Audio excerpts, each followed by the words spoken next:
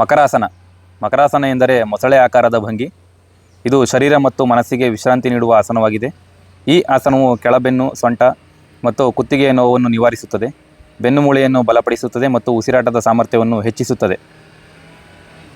ಮಕರಾಸನ ಮಾಡುವ ವಿಧಾನ: ಶವಾಸನದಲ್ಲಿ ಮಲಗಿಕೊಳ್ಳಿ. ನಂತರ ನಿಮ್ಮ ಬಲಕ್ಕೆ ಬಲಭಾಗದಿಂದ ಉರುಳಿ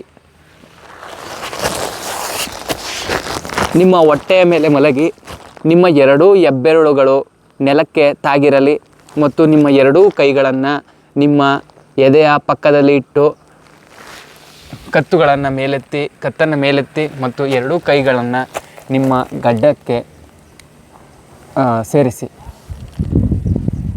ಈ ಸ್ಥಿತಿಯಲ್ಲಿ ಆರಾಮದಾಯಕವಾಗಿ 3 ರಿಂದ 4 ನಿಮಿಷಗಳ ಕಾಲ ಇರಿ.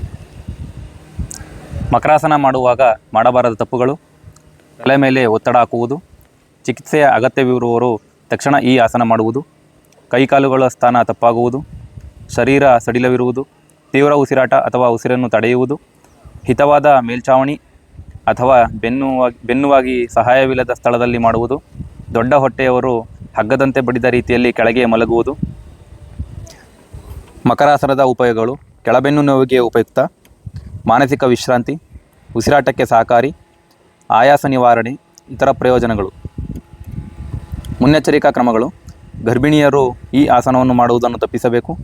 ಬೆನ್ನು ಮತ್ತು ಕುತ್ತಿಗೆ ನೋವಿನಿಂದ ಬಳಲುತ್ತಿರುವವರು ಈ ಆಸನವನ್ನು ಮಾಡಬಾರದು.